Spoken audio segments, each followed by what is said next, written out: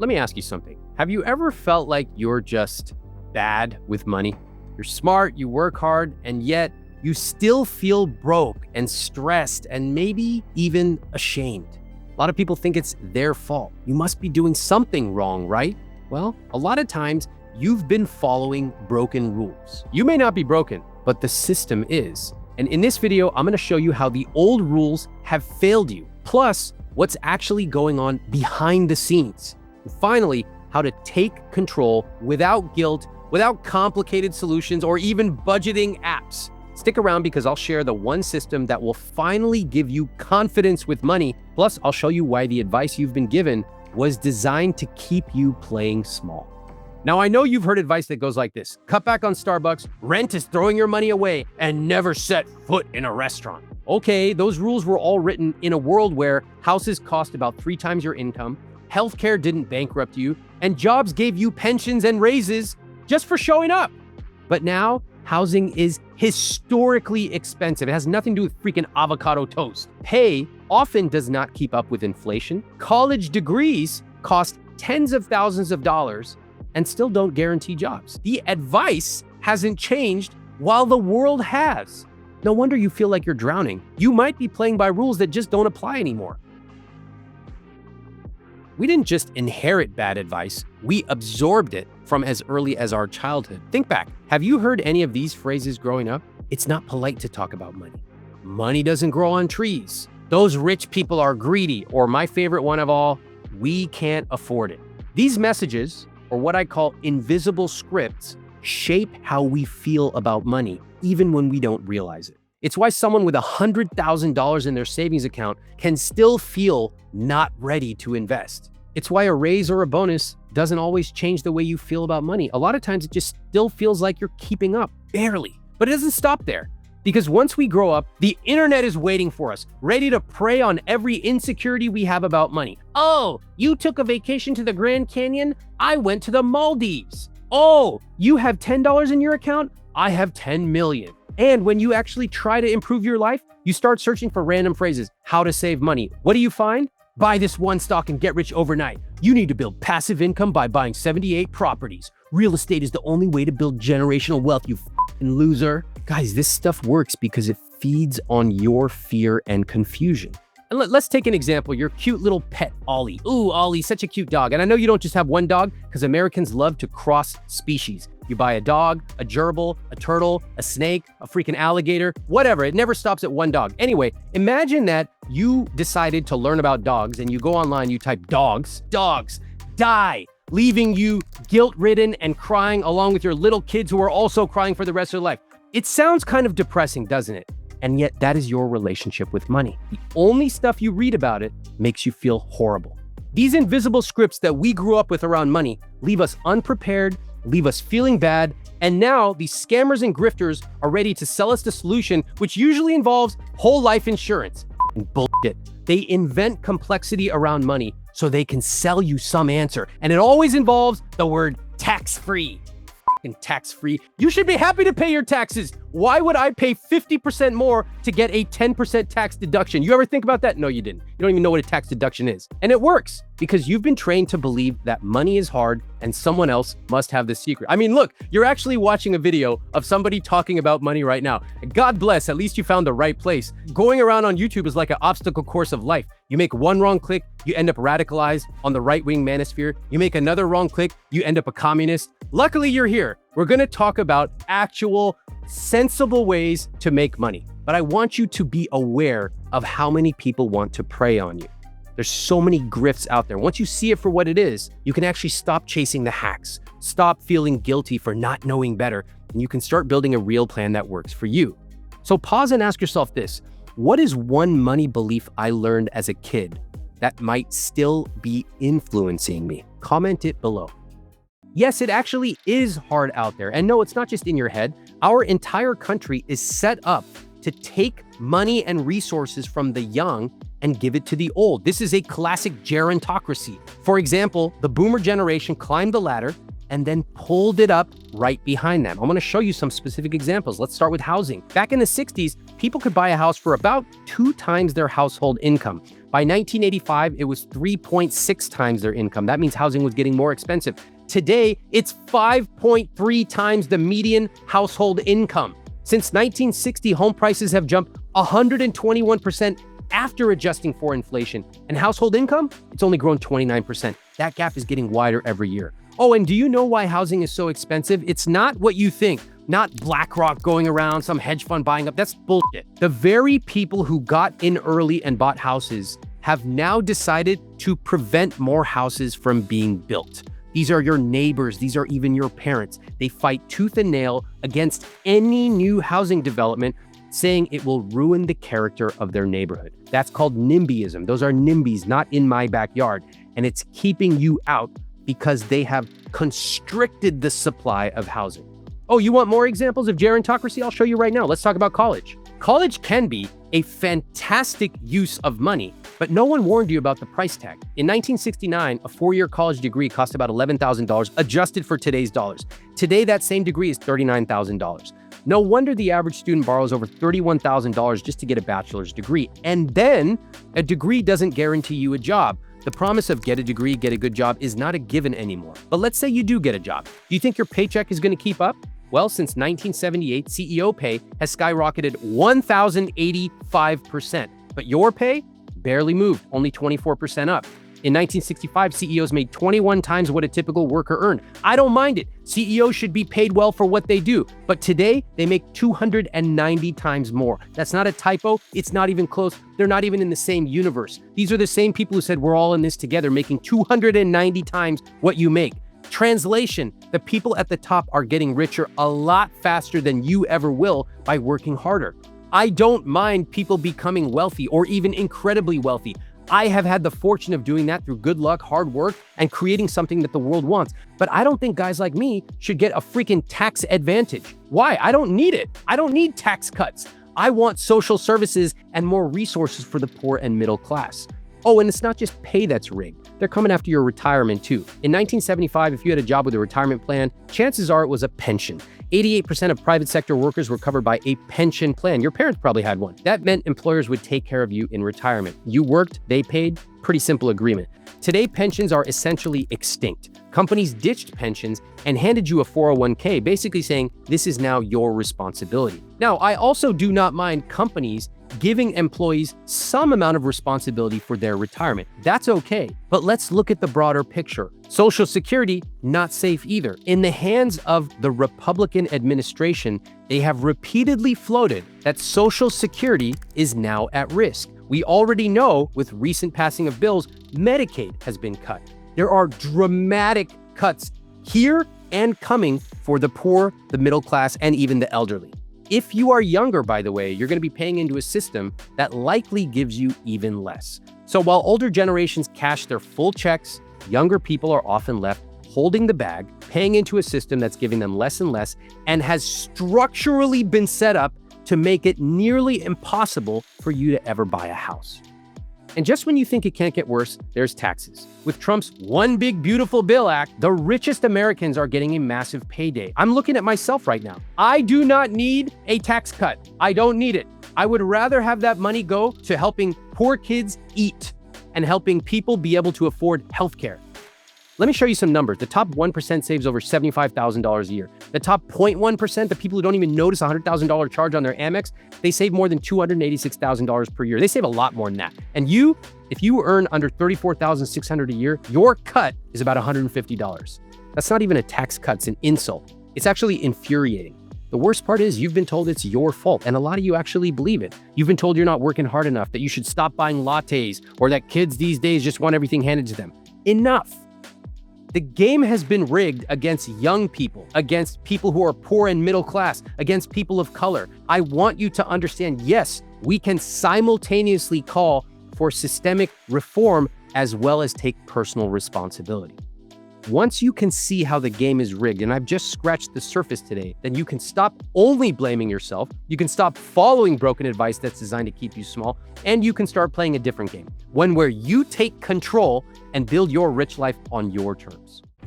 When you realize the whole system is stacked against you, one of the worst things you can do is sit frozen, buried in spreadsheets, and tell yourself you'll figure it out later. That is playing defense. Instead, you need tools that give you leverage and help you play offense. That's where today's sponsor, Gamma, comes in. You might have seen Gamma before, but they just took things to another level with their new Gamma Agent and Gamma API. Gamma Agent is like having a designer, writer, and researcher working for you on demand. You give it a simple idea, and in minutes, you've got a polished document that makes you look like a pro. And here's where this matters for you. Most people obsess over these defensive, tiny moves like saving money on coffee while ignoring the big offensive wins. Gamma is a tool that helps you go after the big wins. You want to ask for a raise? Stop staring at a blank page. Use Gamma Agent to create a professional presentation that shows your results and why you deserve more. Or are you starting a side hustle? Like my dream business idea, Ramit's 60 Days to Habanero, which unfortunately nobody will ever pay for. In 60 seconds, you've got a pitch deck to test your idea instead of wasting months fiddling around with logos. And if you're leading a team at work, use Gamma API to automatically generate reports and updates so you spend your time on strategy, not formatting slides. Over 50 million people use Gamma today, making it the most popular AI presentation app in the world. So if you want to start operating like a pro, go to gamma.app or click the link in the description to try Gamma today. All right, let's get back to money, specifically the emotional side of money next. Why do you feel anxious about money? I'm going to make a suggestion here because money is not just math. Money is deeply emotional. For example, I've coached couples worth millions who still fight over Target expenses. I've seen people making six figures who still feel guilty every time they eat out at lunch. I'm talking Chipotle level. I've met people who track every penny in multiple apps and they still feel broke. That's not a math problem. An extra $100,000 is not going to change the way they feel. That is an emotional struggle. It's the stories you tell yourself when you look at your bank account. It's the fact that you even look at your bank account on your phone. Why do you even have the app on your phone? It's the guilt you feel after a night out. It's the silence at the dinner table because you and your partner don't talk about money, or if you do, you fight. And here's the truth. No app or spreadsheet is going to fix your relationship with money. Hey, tech nerds, I'm talking to you. You go, yeah, we have this problem in my relationship. I know what I'll do. I'll create an even more Byzantine spreadsheet. This one's gonna have 37 tabs. Hey, babe, make sure you click on this tab and then do a cross-reference over here, and then we'll combine the two, and then we'll use our CRM to make sure we've cross-validated all the data. That's not the right solution. Just to ask you bluntly, has it worked? No, it fucking never works. So why don't you do it my way? You can track every coffee, you can track every Amazon order, but if deep down you believe you are bad with money, it doesn't matter how much you have. If you don't fix that relationship with money, if you don't improve it, if you don't see money as a source of aspiration, adventure, possibility, even generosity, you're gonna stay stuck. So the question is, what happens next? You can either shrink your life to fit some arbitrary budget, or you can build a system that expands your life to a rich life vision. I don't know about you, I never wanted to play defense. I never wanted to have to make decisions solely because of money. So let's flip this game and start playing offense. Why are you guys stuck playing defense with your money? People playing defense always think, okay, I need to track every dollar. I need to be more disciplined. I need to get in control. I gotta tell you, you don't build a rich life by obsessing over $3 questions. Yes, defense is important. You need insurance, you need to diversify your portfolio, but offense is where the real money is made. Let me explain. Playing defense is how we are mostly taught about money. Track every penny, monitor every category, and feel guilty when you spend on anything because spending is bad and saving is good. That's basically what we're taught in America. But what happens if you live this way? You stay small. You start to believe that the only way ahead is to cut. You focus on saving $5 on coffee. You feel guilty once in a while if you splurge for dessert, but you ignore the opportunity to make $15,000 at work. It's hard to see big opportunities when you're playing defense. But what if you played offense instead? Playing offense means focusing on the big wins that can actually dramatically move the needle. Negotiating a $15,000 or $20,000 raise, starting a side business that brings in $1,000 a month, investing consistently, understanding asset allocation, and letting compound interest do the heavy lifting over time. Let me tell you a story. Sophie is a classic example of someone stuck on defense. She skipped vacations for years and years, almost a decade. She meticulously saved every penny, and she proudly told herself, I'm being responsible. And after a decade of sacrifice, she saved $12,000, which is impressive. But here's what she never did. She never asked for a raise. In those 10 years, she could have negotiated her salary and earned tens of thousands. Over the course of 30 years, hundreds of thousands of dollars more. Nope, didn't do it. She was so focused on playing small, she didn't realize she was losing big. And this is what happens when you focus on clipping coupons and turning off light bulbs. You feel like you are winning tiny battles, but you're actually losing the entire war. To put it bluntly, I didn't become wealthy by saving money on coffee. I became wealthy by thinking about the key big wins in life and going after them aggressively. That's offense. Offense is where real wealth is built. That's where you stop feeling guilty about spending and you start directing your money towards the life you actually want. So if defense means obsessing over pennies and not really getting anywhere, what does playing offense actually look like? It starts with having a system. We are not looking at individual transactions every single week, day, even month. We're not doing that.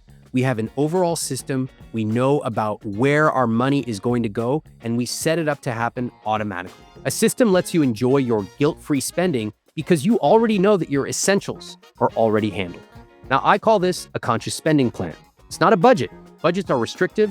Budgets are backwards looking. Budgets make you feel bad because of the complexity and the lack of information they actually give you. But a conscious spending plan is the opposite. A conscious spending plan is forward looking. It's a simple system that ensures your money goes to the things you love while ruthlessly cutting out the things you don't. Here's how it works. When your paycheck comes in, it's automatically divided into 4 categories. Fixed costs like rent, bills, groceries, investments like a 401k, Roth IRA, savings like an emergency fund or big goals for a huge vacation, and finally, guilt-free spending, which is the fun stuff. That's right, you heard it here. A money guy actually talking about you being able to spend on the things you love. Yes, you can go and buy a burger and you're not gonna roast in hell for all of eternity. Yes, you can take a trip. Yes, you can even buy new pants. Guilt-free spending is structurally 1 out of 4 categories on my conscious spending plan, which you can download for free below. This is money you get to spend however you want.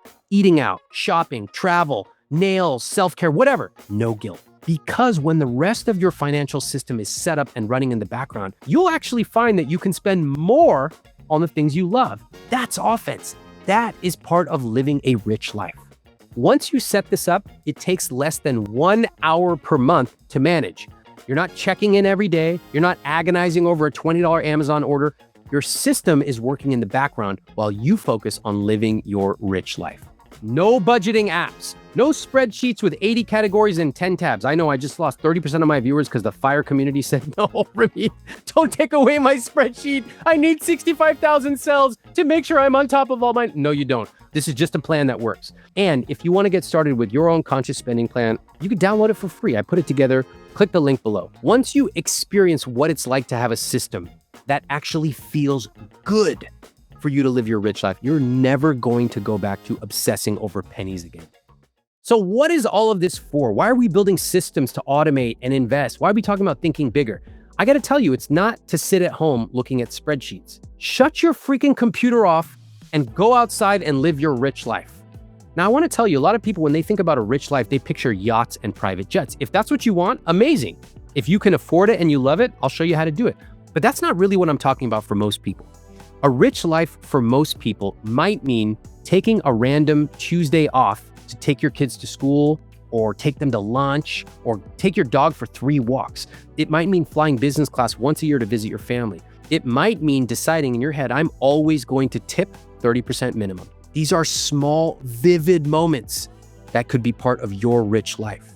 You decide what your rich life is, nobody else does. And here's the part nobody tells you. You don't accidentally stumble into a rich life. You build it intentionally. So here's what I want you to do today. Pick one thing you've been telling yourself is too indulgent. Maybe it's upgrading your coffee order from small to large. And whatever it is, I want you to try it. I want you to practice doing it guilt-free. And tell me in the comments what you chose. I love seeing examples of what your rich life moment looks like. Once you get a taste of this, it might be as modest as $5, $10, you will realize you don't need permission to live your rich life. You just need a plan. And that's what this whole video has been about, building a system that lets you turn up the dial on the things you love while everything else fades into the background. So what does your rich life look like? And when are you going to start living it? If you're ready to stop feeling stuck and actually start winning with your money, watch this next. I'll show you exactly what to do based on your income.